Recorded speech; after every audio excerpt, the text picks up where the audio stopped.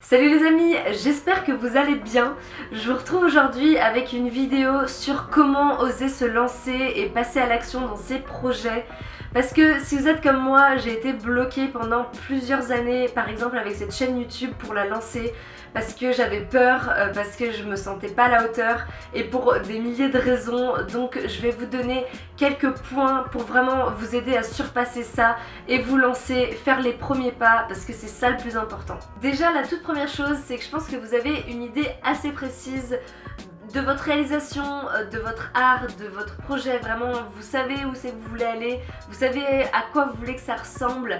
Et il va falloir accepter qu'au départ, ça ne va pas ressembler à ça du tout en général. Parce qu'on n'est pas entraîné, parce qu'on n'a pas l'expérience, parce qu'il faut pratiquer pour s'améliorer. Mais le truc, c'est que si vous vous bloquez par rapport à ça, parce que ça va pas être à la hauteur de ce que vous imaginiez, parce que vous savez que vous êtes capable de plus et que vous comprenez pas pourquoi vous n'arrivez pas à réaliser ce que vous êtes sûr être capable de faire, il va falloir en fait passer au-dessus de ça et commencer dans tous les cas, quitte à que ce soit pourri au début, que ce soit moche, que ce soit clairement pas à la hauteur de ce que vous espériez. Et il va falloir surmonter ça pour en fait faire le premier pas et commencer. Parce que si vous faites pas ce premier pas, au final vous allez jamais vous améliorer, vous allez jamais atteindre cette réalisation, cette idée que vous avez dans votre tête. Donc il faut commencer pour un jour arriver à ça. Et il faut aussi être patient justement pour se dire ça arrive pas tout de suite. C'est quelque chose que tout le monde prend du temps à faire et qu'il y a besoin de pratique et d'expérience. Mais clairement, si vous ne commencez pas, l'expérience vous ne l'aurez jamais. Et en général, cette idée un peu précise nous vient d'inspiration, du travail des autres qu'on admire. Et du coup, le deuxième piège, c'est ça, c'est de se comparer beaucoup trop aux autres en sachant qu'on ne connaît pas leur histoire. En sachant que ces personnes-là ont peut-être commencé il y a 5 ans, il y a 10 ans, qu'elles avaient peut-être des circonstances clairement différentes des nôtres et que du coup ça les a aidées pour se propulser plus vite, que peut-être ça justement on croit qu'elles ont un talent immense alors qu'en fait depuis qu'elles sont toutes petites elles sont baignées là-dedans et qu'elles ont toujours été rassurées par rapport à leur talent et qu'ont du coup elles ont eu la confiance et qu'elles ont poursuivi. Moi je crois vraiment que certes il y a toujours une petite part de talent, mais que la grosse partie du talent peut se créer, qu'elle se crée grâce à la pratique, grâce vraiment au temps au final et à l'expérience. Et que ça c'est injuste du coup de se comparer avec des personnes dont on ne connaît rien et qui ont peut-être fait ça depuis très longtemps. Et nous on se dit que notre travail devrait être comme ça tout de suite, que vraiment qu'on comprend pas pourquoi c'est pas aussi bien et qu'on n'a pas les mêmes résultats. Mais voilà, c'est encore une histoire de patience aussi, c'est une histoire aussi de réaliser qu'on a tous des chemins différents et de réaliser que vous êtes exactement là où vous devez être aujourd'hui et que vous n'avez pas besoin de plus, que c'est votre histoire, que voilà, vous n'avez peut-être pas déjà atteint le succès que vous aimeriez là aujourd'hui, mais que si vous commencez pas encore une fois, vous l'atteindrez jamais. Donc il faut commencer et il faut faire le premier pas. Quand j'ai un peu peur de me lancer dans un nouveau projet, ce que j'aime bien faire aussi, c'est vraiment d'imaginer le pire scénario possible si je réalise ce projet et que tout se passe mal. Donc très clairement par exemple avec cette chaîne YouTube, je me disais bon le pire scénario c'est personne ne regarde ou les personnes qui regardent n'aiment pas, au pire j'ai un petit moment où je me dis bon peut-être que c'est pas bon ce que je fais ou j'ai un peu le sentiment de honte. Le pire qui peut arriver au final c'est des sentiments, c'est de se sentir peut-être un peu perdu, de se sentir un peu honteux, de sentir voilà, des sentiments et des émotions négatives. Et c'est pas facile d'aller à travers celle-ci, mais c'est pas la fin du monde, on va pas mourir à cause d'émotions négatives, ça passe, je crois qu'on est tous passés par des périodes où on a eu des émotions qui étaient pas sympas du tout et qu'on a réussi à passer au-dessus, donc c'est des choses qui seront temporaires aussi. Donc vraiment, le pire scénario possible est pas si pire que ça. Au pire, voilà, je passe quelques semaines pas très sympas et après tout va de nouveau bien et j'aurais surtout essayé quelque chose qui me tenait à cœur. J'aurais vraiment, au moins je peux dire que je l'aurais fait, que j'aurais essayé et si finalement je décide que c'est pas pour moi, je décide en pleine connaissance de cause et pas juste parce que c'est la peur et le manque de courage qui m'a empêché de le faire. Et justement c'est un peu le raisonnement à avoir sur tout je pense, c'est de se dire qu'il n'y a pas d'échec, qu'absolument tout ce qui nous arrive, même ce qui va provoquer justement des émotions négatives, c'est des enseignements, c'est une manière d'apprendre. C'est peut-être pas la plus agréable, c'est clair, mais en général c'est aussi là qu'on évolue le plus, c'est dans les moments de crise, dans les moments où ça va pas, où du coup on va tout remettre en question, où on va se dire finalement il y a peut-être une autre manière de faire, finalement peut-être que je peux m'améliorer encore de certaines manières. Donc vraiment, je pense qu'il faut jamais penser en termes de succès et d'échec. Il faut juste penser en termes de tout ce qui m'arrive, tout ce qui se passe, je peux en tirer une leçon, je peux apprendre quelque chose et ça me servira toujours pour le futur. Il y aura toujours quelque chose à y gagner. Je sais que c'est pas forcément facile quand on est en plein dedans, quand il se passe vraiment quelque chose où ça nous provoque des émotions vraiment pas cool du tout et qu'on n'est pas bien, on a du mal à prendre du recul et pourtant après coup, après quelques mois, après quelques années en général, on peut toujours voir le positif de cette situation là, donc de réussir à le voir encore plus tôt, ça nous sauverait de beaucoup de situations, je pense. Un des plus grands obstacles aussi qu'on rencontre, je pense, quand on veut se lancer dans nos projets, c'est le regard des autres, le regard de nos proches, ce qu'ils vont penser.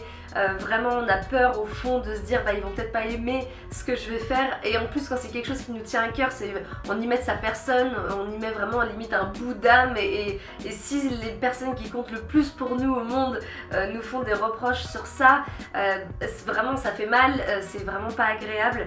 Et je pense que du coup ce qu'il faut se dire aussi, c'est qu'on n'est pas obligé de le partager tout de suite. Comme je vous ai dit au début, ça va pas être à la hauteur de ce que vous attendez, ça va clairement pas être ce que vous imaginez dans votre tête. Du coup, pourquoi pas se laisser un peu de temps pour d'abord s'autoriser en fait à être créatif et à créer ce qu'on veut pour nous, ou alors pour des gens qu'on ne connaît absolument pas, et avoir quand même un petit avis extérieur. Et après, seulement une fois qu'on se sentira prêt et qu'on se sentira fier, vous pourrez le montrer à votre famille, vous pourrez le montrer à vos amis, mais il faut que vous ayez pris la confiance avant pour être sûr justement que vous n'allez pas vous laisser influencer dans tous les sens par les avis de tout le monde, parce que tout le monde va vous donner leur avis, c'est normal. Il faut vraiment savoir faire la part des choses dans ce qui est important pour vous, parce qu'après c'est trop facile de se laisser influencer justement. Donc voilà, vous n'êtes pas obligé de diffuser tout de suite, attendez d'être sûr de vous et vous diffuserez après et vous en serez encore plus fiers. Comme je vous disais, je pense qu'au début on est vraiment très attaché à ses réalisations, à son travail, parce que on y met son corps, son âme, et qu'on est juste vraiment trop fiers de ce qu'on a fait, que c'est déjà un grand pas pour nous quand on décide de se lancer. Et du coup on est hyper attaché émotionnellement à tout ce qu'on réalise, peu importe dans quel domaine.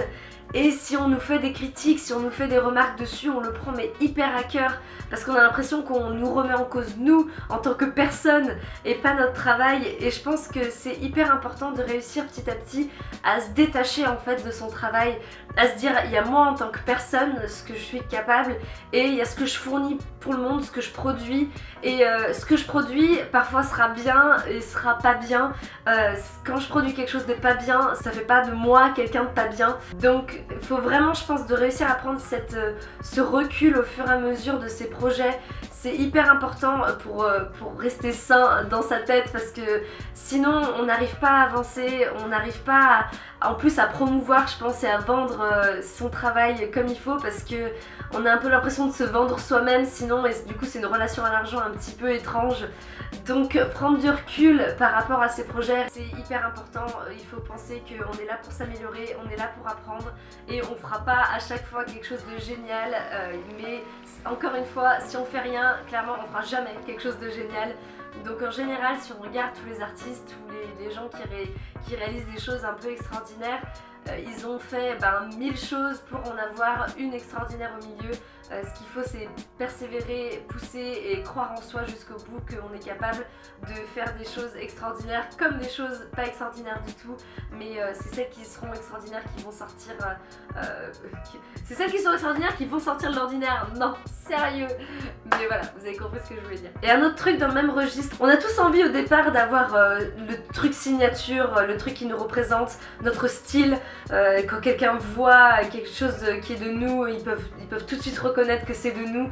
C'est un peu le truc ultime qui fait rêver. Mais je pense qu'il faut se rappeler que tous les artistes ont commencé en copiant les autres. C'est un passage obligatoire pour apprendre en fait, pour apprendre les techniques, pour apprendre à se perfectionner, pour apprendre déjà les bases. Et puis une fois qu'on aura les bases, on peut développer son propre style, on peut commencer à partir un peu dans tous les sens et vraiment se trouver quelque chose qui sera notre patte. Mais est-ce que l'originalité existe vraiment au final? Je sais pas, je pense qu'on s'inspire tous forcément des autres, c'est obligé, c'est comme ça qu'on évolue. Et après c'est en s'inspirant par contre de personnes différentes, d'événements, de choses différentes qu'on en fait quelque chose d'original, quelque chose de nouveau et d'unique et qui est bien à nous. Mais au départ c'est normal, je pense, je parle pas de copie exacte, hein, mais c'est évidemment normal de s'inspirer des autres, de commencer en faisant quelque chose que tout le monde fait un peu pour ensuite pouvoir évoluer en sa propre personne. Et finalement la clé pour moi, pour vraiment oser se lancer dans ces projets, c'est de commencer petit et de s'enlever toutes ces barrières inutiles au départ qu'on peut se mettre parce qu'elles sont clairement inutiles. Typiquement le matériel, de se dire que finalement on a besoin d'un réflexe de ouf. Je tombe souvent dans ce piège là, je tiens à le dire aussi, je suis moi aussi en train de travailler sur tous ces points là évidemment. Mais justement ce piège du matériel, je vais vous mettre d'ailleurs une vidéo de Natasha Birds que j'adore en barre d'infos qui montre comment filmer une vidéo avec son smartphone, qui est magnifique et qui montre que c'est pas l'équipement qui fait tout évidemment. Donc le piège du matériel, le piège de se dire qu'on n'est pas compétent, le piège de se dire qu'on n'est pas légitime.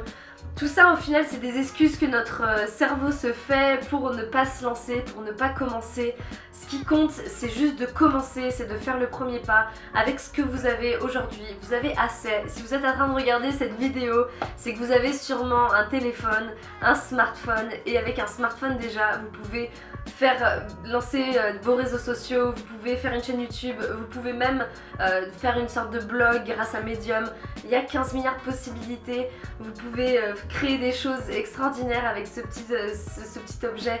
Donc vraiment, ôtez-vous toutes ces barrières là. Le but, comme je vous ai dit, c'est de commencer le plus tôt possible.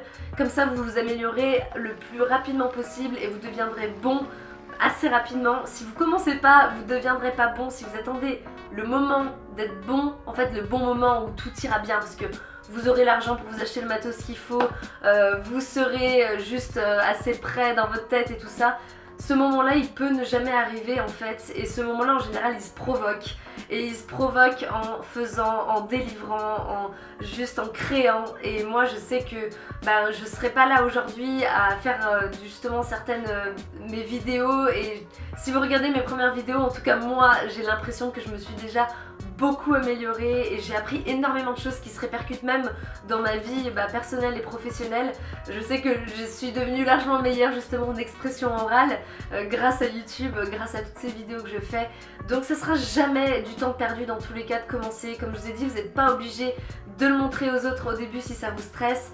Faites-le pour vous, mais faites-le, commencez, parce que c'est ça le secret, c'est de réfléchir, de planifier, c'est très bien, mais ça n'apportera rien tant que vous passerez pas à l'action. Je veux pas être dramatique, mais moi ça me fait du bien parfois de me rappeler qu'on est là pour une durée limitée, qu'au final on n'a qu'une seule vie, qu'on va tous finir de la même manière et que notre vie au final c'est ce qui compte, et ce qui compte c'est ce que vous voulez en faire. Ça sert à rien d'avoir des regrets, de vivre avec des et si, tentez le coup, je veux dire que vous avez rien à perdre, vous n'allez pas mourir si vos projets ne se réalisent pas comme vous l'imaginez. Par contre si vous les réalisez pas et que vous vivez avec le truc qui vous hante toute votre vie, de vous dire et si j'avais tenté ça un jour, ça peut vous bouffer, ça peut vous gâcher au final cette merveilleuse vie, cette merveilleuse chance qu'on a d'être ici. Donc vraiment ne loupez pas cette occasion, lancez-vous, osez, il n'y a que ça qui marchera dans tous les cas. Donc voilà, bonne chance à vous, j'espère que cette vidéo vous aura aidé, vous aura motivé, et surtout n'hésitez pas à me dire vos projets en commentaire. Je suis super curieuse de savoir vraiment le projet que vous avez envie de réaliser et que vous n'avez pas trop osé jusqu'ici, donc partagez-le en commentaire. Et dites-moi si ça vous dirait que je crée peut-être un groupe Facebook pour qu'on s'entraide tous les uns les autres avec nos projets, qu'on se donne des astuces, ce genre de choses, ou si vous avez déjà trop de groupes Facebook et que ça vous saoule. Donc voilà, dites-moi en commentaire. En tout cas, j'espère que vous passerez une très bonne journée et moi je vous dis à très bientôt dans une prochaine vidéo. Ciao!